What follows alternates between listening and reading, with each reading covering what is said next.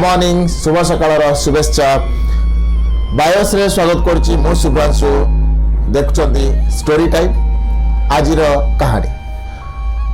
कहानी नुहे आज कहूची कहानी 2500 वर्ष तलर 2500 वर्ष तलर कहानी जी विश्वर चिंता और चेतना को बदल देथिला से कहानी आज कहबी बहुत थर शुणी आउ थे शुणा जानिबा बुझिबा आउ अनुभव रे आनिबा 2500 वर्ष तले हिमालयर पाददेश रे आजिर उत्तर प्रदेश सीमा ठार आरंभ कर नेपाल पर्यंत हिमालयर तराई रे विस्तृत थिला गोटे सुंदर राज्य।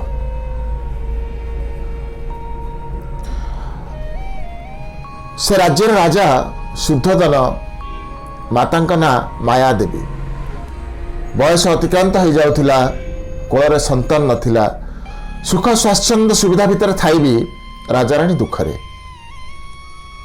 एमती गोटे दिन रे एमती गोटे मुहूर्त रे माया देवी शोइथिबा बेले गोटे स्वप्न देखिले स्वप्न रे देखिले गोटे धला हाथी सुंदर पद्म फूलटे धरी तांको पाखक आसुची आ तांको गर्भरे लीन हो जाउची। सकाळ पाइला रानी उठिले क्या किसी कहले नहीं जानी पारिलेनी जणई पारिलेनी केवल करि चलले अपेक्षा।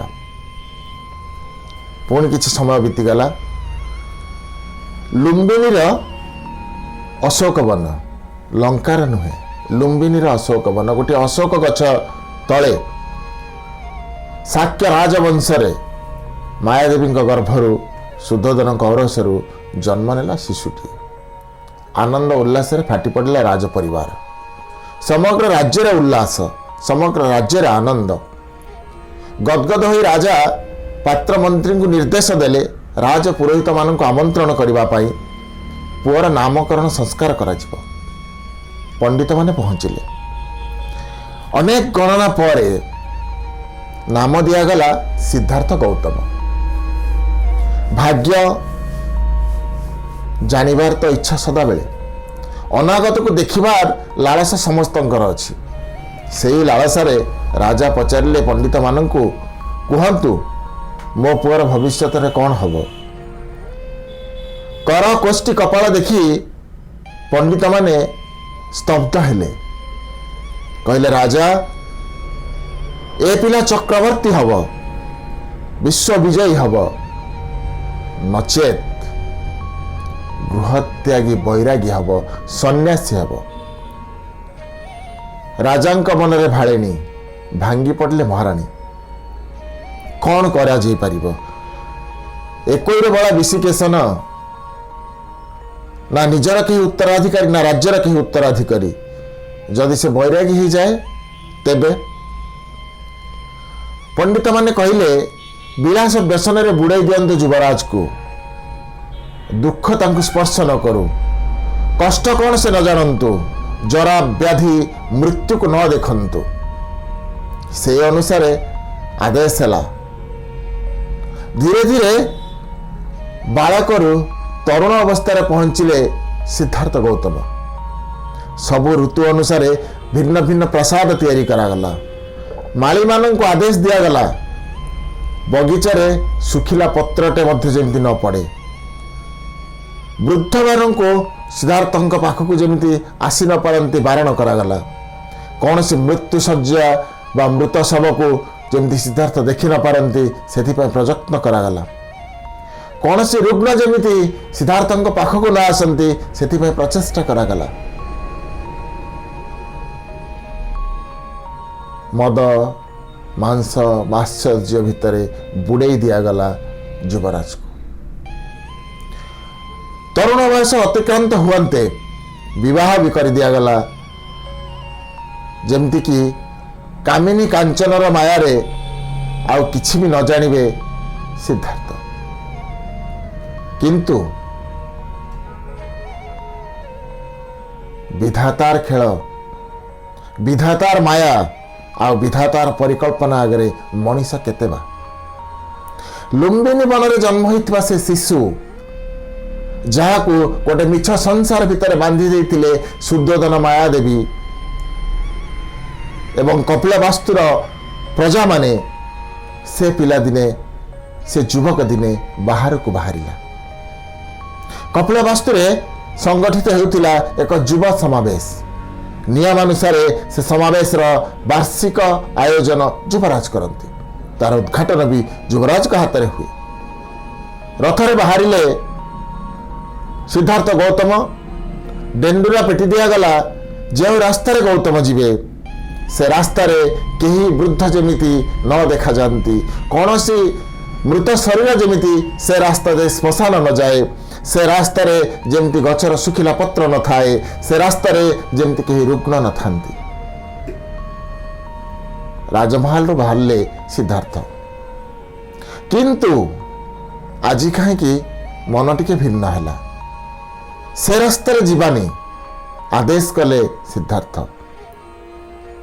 ଆମେ ଟିକେ ବୁଲି ଆସିବା, ସମୟ ତ ଏବେ ଅଛି। ସାରଥୀ ପାଖରେ ଉପାୟ ବା କ'ଣ ଥିଲା? ଭିନ୍ନ ଏକ ରାସ୍ତାରେ ଆଗେଇଲେ ସିଦ୍ଧାର୍ଥ ଗୌତମ, ଯେମିତି କେହି ଜଣେ ତାଙ୍କୁ ଭିନ୍ନ ଏକ ଦୁନିଆକୁ ବାଟ କାଢ଼ି ନେଉଥିଲା। କିଛି ଦୂର ଯିବା ପରେ ଆଖିରେ ପଡ଼ିଲା ଯାହା ସେ କେବେ ଦେଖିନଥିଲେ, ଜଣେ ରୁଗ୍ଣ ବ୍ୟକ୍ତିକୁ। ଖାସୁଥିବା ସେ ଲୋକକୁ ପଚାରିଲେ, କ'ଣ ହେଇଛି ତମର? ଲୋକଟି ଉତ୍ତର ଦେଲା, ମୁଁ ରୋଗୀ। ସାରଥୀକୁ ପଚାରନ୍ତି, ରୋଗୀ ମାନେ କ'ଣ? ସାରଥୀ ଉତ୍ତର ଦିଏ, ଯାହାର ଶରୀର ଅଛି ସେ ଶରୀରରେ ରୋଗ ବି ଅଛି, ଏବଂ ସେ ରୋଗ ଯେତେବେଳେ ହୁଏ ଶରୀରକୁ ରୋଗୀ ବୋଲି କୁହାଯାଏ। ବିମର୍ଷ ହୋଇଗଲେ ସିଦ୍ଧାର୍ଥ। କିଛି ଦୂର ଆଗକୁ ଯାଆନ୍ତେ ପୁଣି ଏକ ଅଦ୍ଭୁତ ଦୃଶ୍ୟ, ଯାହା କେବେ ଜୀବନରେ ଦେଖିନଥିଲେ ସିଦ୍ଧାର୍ଥ। ଗୋଟିଏ ଲୋକ ଯାହାର ଅଣ୍ଟା ନଇଁ ଯାଇଛି, ବାଡ଼ି ଧରି ଚାଲୁଛି। ରଥ ରୋକିବା ପାଇଁ ନିର୍ଦ୍ଦେଶ ଦେଲେ ସିଦ୍ଧାର୍ଥ। ପଚାରିଲେ, କ'ଣ ହେଇଛି ସେ ଲୋକର? ସେ ଏମିତି କାହିଁକି ଚାଲୁଛି? ସାରଥୀ ବୁଝେଇଲା, ଏବେ ସେ ଲୋକ ବୃଦ୍ଧ, ବାଳକ, ତରୁଣ, ଯୌବନ ପରେ ବୃଦ୍ଧାବସ୍ଥା ଆସିବ ହିଁ ଆସିବ, ପ୍ରତି ମଣିଷର ଆସିବ। କିଛି ବାଟ ଆଗେଇଲେ ଏବଂ ଶେଷ ଦୃଶ୍ୟ ଦେଖିଲେ। ଗୋଟିଏ ମୃତ ଶରୀର। ରାମ ନାମ ସତ୍ୟର ଧ୍ୱନିରେ କିଛି ଲୋକ ସେ ଶରୀରକୁ ନେଇ ଶ୍ମଶାନ ଯାଉଥିଲେ। ପଛରେ ପରିବାରଜନ କାନ୍ଦ ବୋବାଳି ଛାଡ଼ୁଥିଲେ। ପୁଣି ରଥ ରୋକିଲେ ସିଦ୍ଧାର୍ଥ। ସାରଥୀକୁ ପଚାରିଲେ, ଏଠି କ'ଣ ହେଉଛି? କାରଣ ଜୀବନରେ କେବେ କାନ୍ଦ ହିଁ ତ ଦେଖିନଥିଲେ, ଲୁହ ଦେଖିନଥିଲେ, ଶବ ଦେଖିନଥିଲେ, ମୃତ ଶରୀର ଦେଖିନଥିଲେ। ସାରଥୀ ପୁଣି ବୁଝେଇଲା, ଜୀବନର ଏ ହେଉଛି ଅନ୍ତିମ ସତ୍ୟ। ଯିଏ ଜନ୍ମ ହୋଇଛି ତାର ମୃତ୍ୟୁ ନିଶ୍ଚିତ, ଏବଂ ମୃତ୍ୟୁ ହେଲା ବରଣ କଲାବେଳେ ତାର ପରିଜନ ଲୋକ ରୋଦନ କରନ୍ତି, କାନ୍ଦନ୍ତି। କେବେ ଦୁଃଖ, କେବେ କଷ୍ଟ, କେବେ ଯନ୍ତ୍ରଣାକୁ ଅନୁଭବ ନ କରିଥିବା, ଦେଖିନଥିବା ସିଦ୍ଧାର୍ଥଙ୍କ ପାଇଁ ଏ ତିନିଟି ଦୃଶ୍ୟ ହତବାକ କରିଦେବା ପାଇଁ ଯଥେଷ୍ଟ ଥିଲା। ଆଉ କିଛି ବାଟ ଆଗେଇଲା ପରେ ଗୈରିକ ବସନ ପରିହିତ ଜଣେ ସନ୍ନ୍ୟାସୀଙ୍କୁ ଦେଖିଲେ। ରଥ ରୋକିଲେ, ତଳକୁ ଓହ୍ଲେଇଲେ ସିଦ୍ଧାର୍ଥ। ପ୍ରଶାନ୍ତ ବଦନର ସେ ସ୍ୱାମୀଙ୍କୁ, ସେ ଋଷିଙ୍କୁ ଦେଖିଲା ପରେ କାହିଁକି କେଜାଣି ସିଦ୍ଧାର୍ଥଙ୍କ ମନରେ ଯେଉଁ ବିଚଳିତ ଭାବନା ଥିଲା ତାହା ଯେମିତି ଶାନ୍ତ ହୋଇଗଲା। ପଚାରିଲେ, ଆପଣ କିଏ? ସନ୍ନ୍ୟାସୀ କହିଲେ, ମୁଁ ଜଣେ ସନ୍ନ୍ୟାସୀ, ସଂସାର ତ୍ୟାଗ କରିଛି। ମୋ ପାଇଁ ସୁଖ ଦୁଃଖ କିଛି ନାହିଁ। ମୋ ମନରେ କିଛି ପାଇବାର ଆଶା ନାହିଁ, କିଛି ହରେଇବାର ଭୟ ବି ନାହିଁ। ଏଇ କେଇ ପଦ କଥା ଗୌତମଙ୍କ କାନରେ ମହୁ ଭଳି ବହିଗଲା। ପ୍ରାସାଦକୁ ଫେରିଲେ, କାହାକୁ କିଛି କହିନାହାନ୍ତି। ସେମିତି ଚିରାଚରିତ ଜୀବନ। ଦିନ ବିତିଗଲା, ସନ୍ଧ୍ୟା ଆସିଲା। ରାତ୍ରି ଭୋଜନ ପରେ ସମସ୍ତେ ଶୋଇଗଲେ ସିଦ୍ଧାର୍ଥ ଗୌତମ, ଶୋଇଗଲେ ପତ୍ନୀ ଯଶୋଧାରା, ଶୋଇଗଲା ଅଲିଅଳ ପୁଅ ରାହୁଲ। ମଧ୍ୟରାତ୍ରି, ଆଖି ଖୋଲିଲେ ସିଦ୍ଧାର୍ଥ। ଶଯ୍ୟାରୁ ଓହ୍ଲେଇ ତଳେ ଠିଆ ହେଲେ। ଶୋଇଥିବା ପତ୍ନୀ ଆଉ ପୁଅଙ୍କୁ ଦେଖିଲେ। ଯାହାର ଶରୀରର ମାଦକତାରେ ଦିନେ ବିମୋହିତ ହେଉଥିଲେ। ସେ ପତ୍ନୀର ରୂପ ତାଙ୍କୁ ଆଉ କିଛି ବି ଆକର୍ଷିତ କରୁନଥିଲା। ଯେଉଁ ପୁଅକୁ ପାଇ ଗର୍ବରେ ଫାଟି ପଡ଼ୁଥିଲେ ସିଦ୍ଧାର୍ଥ, ସେ ପୁଅର ଅଲିଆଳ ମୁହଁ ଆଉ କିଛି ବି ଫରକ ପଡ଼ୁନଥିଲା। ଦ୍ୱାର ଆଡ଼କୁ ଆଗେଇଲେ। ଦ୍ୱାର ଖୋଲିଲେ ସିଦ୍ଧାର୍ଥ। ଝଲକାଏ ଥଣ୍ଡା ପବନ ମୁହଁରେ ବାଜିଲା, ଯେମିତି ଅନେକ ଶୀତଳତା ଭରିଦେଲା ଦେହରେ। ପାହାଚ ପରେ ପାହାଚ ଓହ୍ଲେଇ ରାଜଦ୍ୱାରରେ ପହଞ୍ଚିଲେ ସିଦ୍ଧାର୍ଥ ଗୌତମ। ଶୋଇଛି କପିଳବାସ୍ତୁ, ଶୋଇଛନ୍ତି କପିଳବାସ୍ତୁର ପ୍ରଜାବନ୍ଦ, ଶୋଇଛନ୍ତି ରାଜପ୍ରସାଦର ଦ୍ୱାରୀମାନେ, ଶୋଇଛନ୍ତି ରାଜପ୍ରସାଦର ପ୍ରତ୍ୟେକଟି ସଦସ୍ୟ। ଚାହିଁଛନ୍ତି କେବଳ 3 ଜଣ, ସିଦ୍ଧାର୍ଥ ଗୌତମ, ତାଙ୍କର ଘୋଡ଼ା ଏବଂ ତାଙ୍କର ସାରଥୀ ବାଲ୍ୟ ସଖା। ଶେଷଥର ପାଇଁ ଯେମିତି ପଛକୁ ବୁଲି ଚାହିଁଥାନ୍ତେ କାଳେ, ସେତକ ବି ତ କଲେନି ସିଦ୍ଧାର୍ଥ। ଘୋଡ଼ାରେ ବସିଲା ପରେ ଆଗେଇ ଚାଲିଲେ କପିଳବାସ୍ତୁର ସୀମା ପର୍ଯ୍ୟନ୍ତ। ସାଙ୍ଗରେ ଧାଉଁଥିଲା ସାରଥୀ।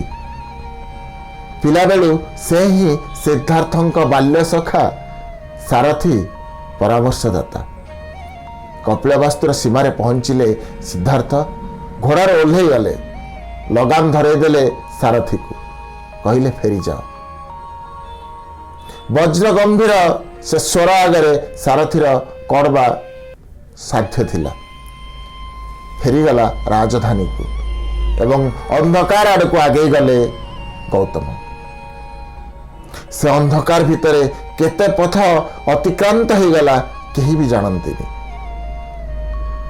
ଦିନ ପରେ ଦିନ ବିତିଗଲା, ମାସ ପରେ ମାସ ବିତିଗଲା, ବର୍ଷ ପରେ ବର୍ଷ ବିତିଗଲା। ତଦାନ୍ତୀନ ମଗଧ ରାଜ୍ୟର ବୋଧଗୟାରେ ଏକ ଘଞ୍ଚ ଅରଣ୍ୟ ଭିତରେ ଗୋଟିଏ ବିରାଟ ଜରିଗଛ ତଳେ ଯେତେବେଳେ ଲୋକ ତାଙ୍କୁ ଦେଖିଲେ, ଏକ ଜରାଜୀର୍ଣ୍ଣ ଶରୀର, ମାଂସ ସବୁ ଗଳିତ ହୋଇଯାଇଥାଏ, ଅସ୍ଥି ପଞ୍ଜରା ଉପରେ ଚମଡ଼ାର ଆସ୍ତରଣ ମାତ୍ର, ଦେହର ରାଜପୋଷାକକୁ ଉଇ ତ କେବେଠୁ ଖାଇଯାଇଥିଲେ। ମୁଣ୍ଡର ଜଟ ମୁହଁର ଶ୍ମଶ୍ରୁ ବକ୍ଷ ସ୍ପର୍ଶ କରୁଥିଲା, କିନ୍ତୁ ହୃଦୟରେ କୌଣସି ଆବେଗ ନଥିଲା। ସ୍ଥିତପ୍ରଜ୍ଞ ସିଦ୍ଧାର୍ଥ ବସି ରହିଥିଲେ ସେଇ ଜରିଗଛ ମୂଳେ ଏବଂ ହଠାତ୍ ଏକ ଆଲୋକର ଆଭା ତାଙ୍କ ସମଗ୍ର ଶରୀରକୁ ଅଭିଭୂତ କଲା। ଜ୍ଞାନର ପ୍ରକାଶରେ ତାଙ୍କର ଅଜ୍ଞାନତା ଦୂର ହେଇଗଲା ଏବଂ ରାଜକୁମାର ସିଦ୍ଧାର୍ଥ ଗୌତମ ବଦଳିଗଲେ ଗୌତମ ବୁଦ୍ଧରେ। ବୋଧଗୟାରୁ ପହଞ୍ଚିଲେ ସାରନାଥ। କାଶୀର ଉପକଣ୍ଠରେ ସାରନାଥ, ଯେଉଁ କାଶୀ ବାରାଣସୀ ବିଶ୍ୱନାଥଙ୍କର କ୍ଷେତ୍ର, ତାର ଉପକଣ୍ଠରେ ସାରନାଥରେ ପ୍ରଥମ ଥର 5 ଜଣ ଶିଷ୍ୟଙ୍କୁ ନେଇ ଉପଗତ ହେଲେ ତଥାଗତ ବୁଦ୍ଧ ଏବଂ 12 ବର୍ଷ ପରେ ଫେରିଥିଲେ କପିଳବାସ୍ତୁକୁ। ଛାଡ଼ି ଯାଇଥିଲା ସିଦ୍ଧାର୍ଥ ଗୌତମ, ଫେରି ଆସିଲା ତଥାଗତ ବୁଦ୍ଧ ଏବଂ ପରିବର୍ତ୍ତନ ହେଇଥିଲା ଚାଲି ଚଳଣି, ବେଶଭୂଷା, ଚିନ୍ତା ଆଉ ଚେତନାର। କାମନା ହିଁ ଦୁଃଖର କାରଣ। କାମନାର ବିନାଶରେ ଦୁଃଖର ବିନାଶ, ଦୁଃଖର ବିନାଶରେ ନିର୍ବାଣ। ଏହି ସତ୍ୟକୁ ନେଇ ଫେରିଥିଲେ ତଥାଗତ ବୁଦ୍ଧ।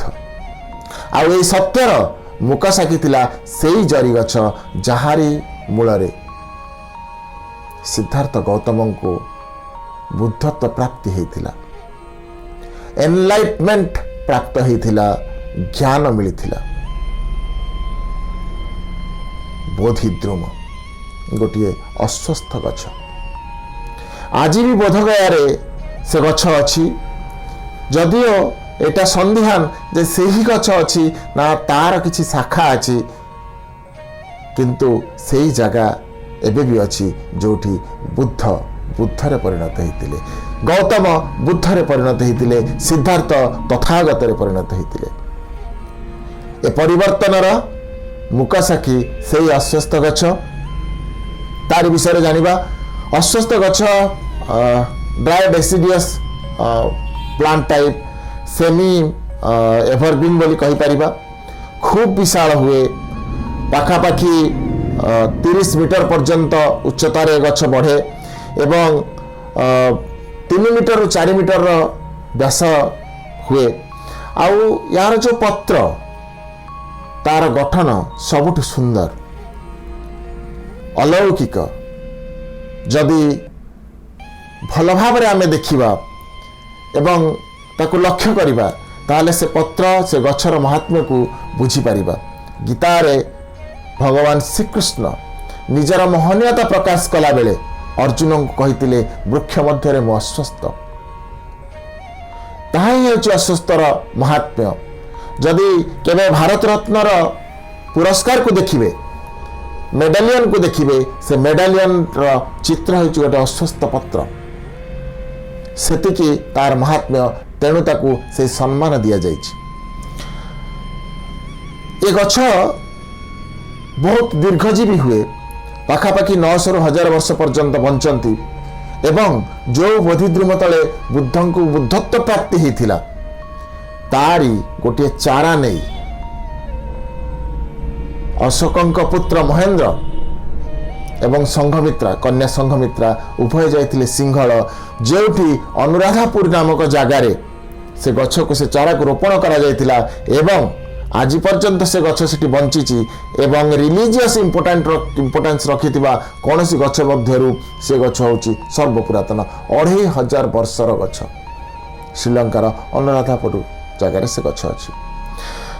केवल धार्मिक दृष्टिकोण ये गछ इंपोर्टेंट सेमिति नुहे, यार अन्यान्य महनीयता मध्य अछि। मु गोटे पर गोटे कहबी। प्रथमे कहबी तार बटनिकल ना। बटनिकल जेहेतु आम बटनी पाठ पढ़ुचे, बटनीर दृष्टिकोण ताको आम प्रथम चिन्हवा।